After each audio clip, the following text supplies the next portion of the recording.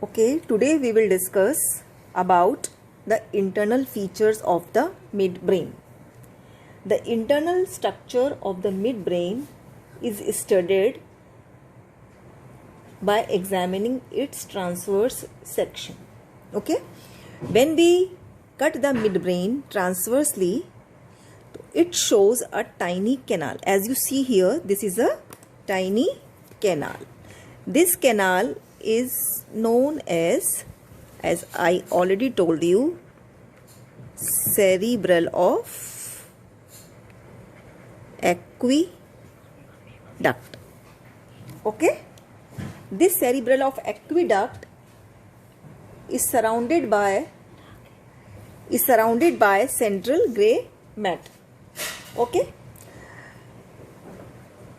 so if we pass a coronal plane passing through the center of this cerebral of aqueduct, as you see here, it will divide whole of the midbrain into two parts. One smaller part, as you see here, which is present dorsally, is known as the tectum of midbrain. Tectum of midbrain. And this tectum consists of 4 colliculi on the dorsal aspect of the midbrain. And larger one is a ventral part of the midbrain. This larger part of the midbrain is known as the cerebral peduncle. On the ventral aspect, we will found 2 cerebral peduncle. If we draw a vertical plane starting from the cerebral aqueduct, this vertical plane will divide whole of this larger ventral surface into 2 equal right and left half. Each half is known as cerebral peduncle. Cerebral peduncle. And each cerebral peduncle, as you see here, consists of 3 parts from dorsal to ventral. Most dorsal one is a tegmentum. After that, ventral to this is a substantia nigra, and most ventrally crus cerebri. Okay, so in the transverse section, we will see from dorsal aspect to the ventral aspect, tectum, tegmentum, substantia nigra, and crus cerebri. And cerebral peduncle consists of tegmentum, substantia nigra, and crus cerebri. Okay. The structures present in the tectum and tegmentum, they vary at different level of the midbrain, but the structures present in the substantia nigra and the crus cerebri, they are same throughout the length of the midbrain. So first we will discuss about the structures present in the crus cerebri and substantia nigra, which are same throughout the length of midbrain. The crus cerebri, if we talk about crus cerebri, through this crus cerebri, it consists of descending tracts of the fibers, which will pass from the cerebral cortex to the spinal cord nuclei or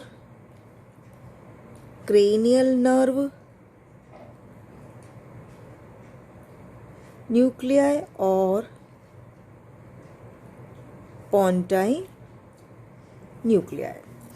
As you see here, in the middle 2/3 part of the crus cerebri, it will consist of the fibers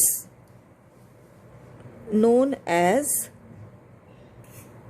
cortico-spinal and cortico-nuclear fibers.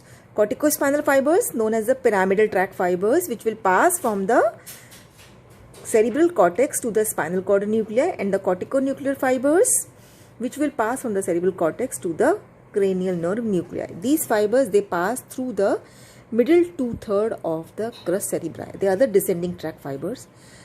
From the medial 1/6, there is the passage of the fibers which are passed from the frontal lobe, frontopontine fibers.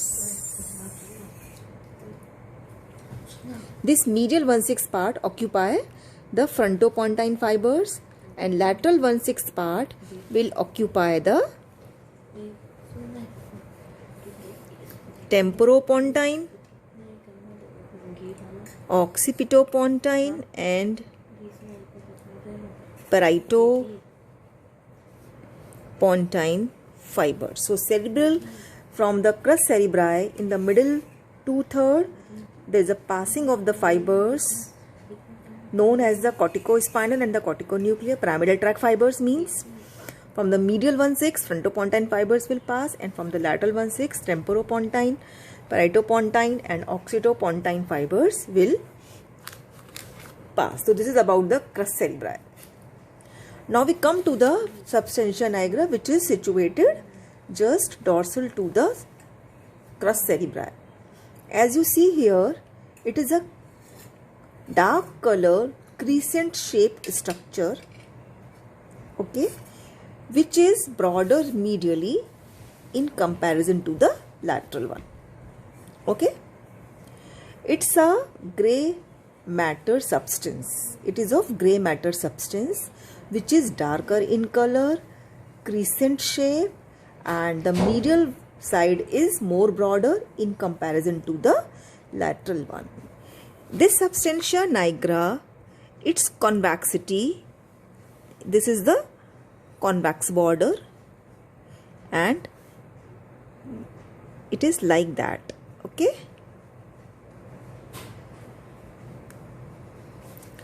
the convex border is smooth and it is faces towards the tegmentum, while the convex border consists of spoke-like processes which will project into the substance of, what is this, crus cerebri.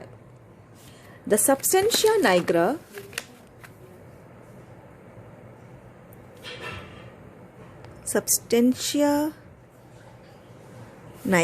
as I already told you, it's a crescent shaped structure. This is the medial side, this is the lateral side. Medially it is broader in comparison to lateral one. Convex, this is the convex border, this is the concave border. This substantia nigra consists of, we are divided into two parts. The part which is facing towards the tegmentum, your dorsal part, is known as the pars compacta, and ventral one is known as pars reticularis. Okay, pars compacta is rich in melanin rich, and pars reticularis is iron rich. Okay, now the connection of the substantia nigra. What are the connections of the substantia nigra? Efferent fibers, okay, so the pars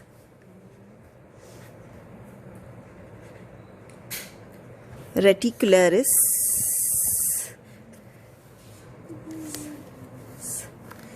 it receives efferent fiber with the name of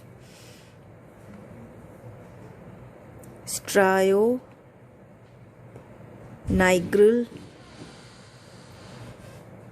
fibers. From where? From the caudate nucleus and putamen nucleus. Okay, these are the part of corpus striatum, which is a part of basal ganglion. Okay, that's why the name is strio comes from here, and nigra means substantia nigra. So strio-nigral path fibers. So this reticularis, pars reticularis, receives the fibers with the name of strio-nigral from caudate nucleus and the putamen nucleus, which are the part of the basal ganglion. These strio-nigral fibers, they carry the GABA. GABA is a precursor of dopamine. GABA, full form of GABA is, what do you mean by GABA? The GABA is gamma aminobutyric acid, which is a precursor of dopamine. So pars reticularis receives the GABA with strio-nigral fibers. Now this GABA will reach to the pars compacta. This GABA will reach to pars compacta. Pars compacta is rich in melanin. So the GABA, in presence of the melanin, it will convert into